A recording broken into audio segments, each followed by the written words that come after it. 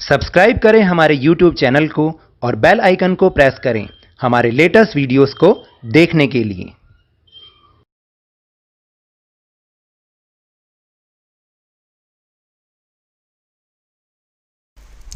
Hello and welcome to Lavneesh Sir की class. This is Directorate of Education, GNCT of Delhi's worksheet number 8, and it is only for class 7th students. It has taken from the subject Science and we will discuss the topic electromagnet in this worksheet. As you know कि last worksheet में हमने कुछ ऐसा ही पढ़ा था, magnetic effect of the electric current. हमने यही topic समझा था ना, और हमने उसमें समझा था कि किस तरह से जब इलेक्ट्रिक करंट फ्लो होता है तो वो एक मैग्नेट की तरह काम करने, वो चीज़ मैग्नेट की तरह काम करने लग जाती है, तो वो उसका मैग्नेटिक इफ़ेक्ट हमने ये जाना था। जैसे हमने कंपास का एक एग्जाम्पल पढ़ा था कि किस तरह से कंपास में जो नीडल होती है वो भी इसी तरीके से, इसी रूल पर, इसी प्रिंसिपल पर ही काम करती है। और उससे पहले हमने उसका हीटिंग इफ़ेक्ट पढ़ा था। तो आज भी हम उसी इलेक्ट्रोमैग्नेट के बारे में कुछ और जानने की कोशिश करेंगे। So now let's start and understand with me. Manish saw a crane on a construction area whose ending part was connected to a huge piece of iron. तो मनीष ने एक क्रेन को देखा एक कंस्ट्रक्शन एरिया पर, जिसमें कि जो उसका एंडिंग पार्ट था वो एक बहुत बड़े लोहे के पीस से कनेक्टेड था। He also noticed that some wire was wrapped around it. उसने ये भी ध्यान किया कि उसके चारों ओर कुछ वायर बंधी हुई थी।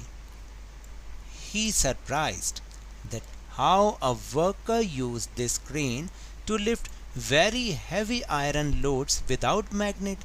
वो इस बात के लिए हैरान था कि किस प्रकार एक जो वो वर्कर है वो कैसे क्या उस जो है इस लिफ्ट को यूज़ करके, इस क्रेन को यूज़ करके इतने हैवी आयरन जो की वाली जो चीज़ें हैं उनको विदाउट मैग्नेट कैसे उठा लेता है। He went to his teacher and his teacher told him that when an electric current flows through a wire it behaves like a magnet. तो जब वो अपनी टीचर के पास गया तो उसकी टीचर ने उसको बताया कि जब इलेक्ट्रिक करंट एक वायर के थ्रू फ्लो करता है ना, एक वायर के थ्रू करता है वो मैग्नेट की तरह बिहेव करने लग जाता है। तो अब उसकी समझ में आया कि एक क्रेन इतनी भारी भारी लोहे की चीज़ों को कैसे पिक कर लेती है, और वो भी without magnet. Then a current carrying coil of an insulated wire wrapped around a piece of iron is called an electromagnet.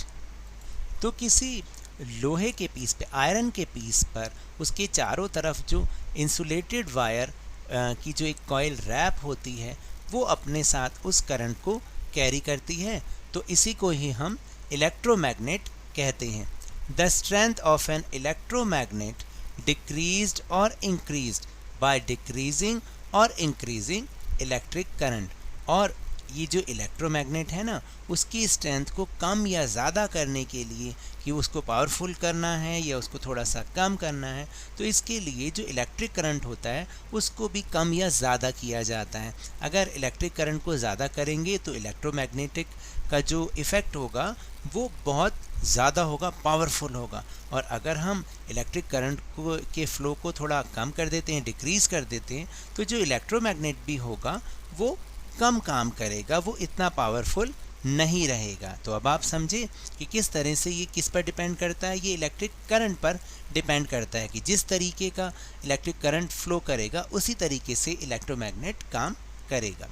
Uses of electromagnet. तो देखिए अब इस इलेक्ट्रोमैग्नेट के क्या क्या यूजेस हैं। एक तो वो मैग्नेट आती है जो कि हम देखते हैं वो लोहे पे चिपक जाती है बिना किसी करंट के, और एक ये इस तरीके से करंट को फ्लो करके इलेक्ट्रोमैग्नेट बनाई जाती है और उससे काम किया जाता है। तो इसका जो यूजेस हैं वो first uses use to separate magnetic material from junk. तो आपने देखा होगा कि जो कबाड़ वाला होता है, जैसे जिनका बहुत जंक वाला जो बिज़नेस होता है कबाड़ वाला, तो उसमें वो क्या करते हैं, जितने भी मैग्नेटिक मटेरियल होते हैं, जो आयरन वाले मटेरियल होते हैं, उनको सेपरेट करने के लिए इसका यूज़ किया जाता है।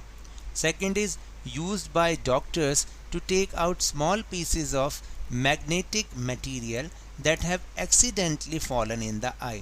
तो आपने देखा होगा कि इसको बहुत सारे डॉक्टर्स भी यूज़ करते हैं, ख़ास तौर से जब एक्सीडेंटली कभी कभी आई में कुछ पार्टिकल चला जाता है, तो उस मैग्नेटिक मटेरियल होगा जो भी कुछ, अगर वो चला जाता है तो वो इस इलेक्ट्रोमैग्नेट का यूज़ करके उस मटेरियल को वो खींच लेते हैं, बाहर निकाल देते हैं। And the third is many toys also have electromagnets. और बहुत सारे जो टॉयज़ होते हैं ना, उसमें भी ये इलेक्ट्रोमैग्नेट होती हैं। Here is an example given of an electromagnet. यहाँ पर एक इलेक्ट्रोमैग्नेट का एक एग्जाम्पल भी दे रखा है कि इस तरीके से इलेक्ट्रोमैग्नेट बनाई जा सकती है। Now next is electric bell. देखिए इलेक्ट्रिक बेल भी बिल्कुल इसी प्रिंसिपल पर काम करती है। It consist of a coil of wire wound on an iron piece. तो इसमें क्या होता है कि एक आयरन पीस के ऊपर जो कॉइल ऑफ वायर होती है वो चारों तरफ उसके लिपटी हुई होती है। The coil acts as an electromagnet. जो कॉइल होती है ना उस वायर की, वो इलेक्ट्रोमैग्नेट की तरह काम करती है। An iron strip with a hammer at one end is kept close to the electromagnet। और जो एक आयरन स्ट्रिप होती है उसके एक एंड पर जो है हैमर लगा हुआ होता है, जो कि इलेक्ट्रोमैग्नेट के काफ़ी क्लोज रखा जाता है। There is a contact screw near the iron strip. और जो है एक स्क्रू होता है जो कि आयरन स्ट्रिप के बिल्कुल नज़दीक होता है। When the iron strip is in contact with the screw, the current flows through the coil which becomes an electromagnet। और जब इस तरीके से जो आयरन स्ट्रिप होती है वो स्क्रू के कांटेक्ट में आती है तो करंट फ्लो जो होता है कॉइल के थ्रू, और वो एक इलेक्ट्रोमैग्नेट की तरह काम करने लग जाती है। तो यहाँ पे देखिए कि किस तरीके से यहाँ पर इलेक्ट्रिक बेल का एक सर्किट भी बना रखा है, जिसमें बताया गया है कि किस तरह से जो वायर में इलेक्ट्रिक करंट फ्लो होता है और फिर ये हैमर इसको मैग्नेट की तरह काम करने लगता है, और ये जो हैमर है इसके ऊपर बजने लग जाता है, जिससे वो बेल यूज़ होना शुरू हो जाती है। Now the time for question answer section. अब आप अपनी नोटबुक निकालेंगे और मेरे साथ इन क्वेश्चंस को करने की कोशिश करेंगे। क्वेश्चन नंबर 1 इज, do you think an electromagnet can be used for separating plastic bags from the garbage heap? Explain। तो क्या आपको लगता है कि जो इलेक्ट्रोमैग्नेट होती है वो प्लास्टिक बैग्स को गार्बेज में से सेपरेट करने के लिए यूज़ की जाती होगी? तो जो इसका आंसर है वो मैंने यहाँ पर लिख दिया है। ये देखिए answer number 1 is the plastic bags do not get attracted by the magnet. क्योंकि प्लास्टिक बैग्स तो कभी भी अट्रैक्ट होते ही नहीं मैग्नेट से, so they can not be separated by an electromagnet. Plastic bags are not magnetic materials, only magnetic materials like iron can be attracted by the magnet. Now the question number 2 is, what happen to an electromagnet when the electric current is switched off? तो answer is the magnetic field disappears when the current is turned off. और जैसे ही इसका मतलब है कि current turn off हो जाता है, यानी ख़त्म हो जाता है, करंट फ्लो होना बंद हो जाता है, तो जो मैग्नेटिक फील्ड भी होता है वो भी ख़त्म हो जाता है। Now the last question is, an electric bulb has an electromagnet, is it true और फॉल्स? आप सोच के बताइए कि क्या इसी तरह से जो बल्ब होता है उसके अंदर इलेक्ट्रोमैग्नेट होता है, ये सही है या फिर गलत है? तो दिस इज़ ट्रू। ये बिल्कुल सही है कि इलेक्ट्रिक बल्ब में एक इलेक्ट्रोमैग्नेट काम करता है यानी होता है।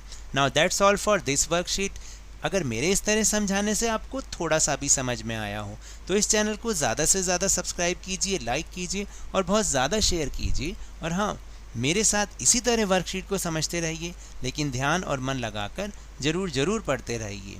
और अगर आपको कोरोना से प्रोटेक्ट होना है then wear a mask always. Thank you very much.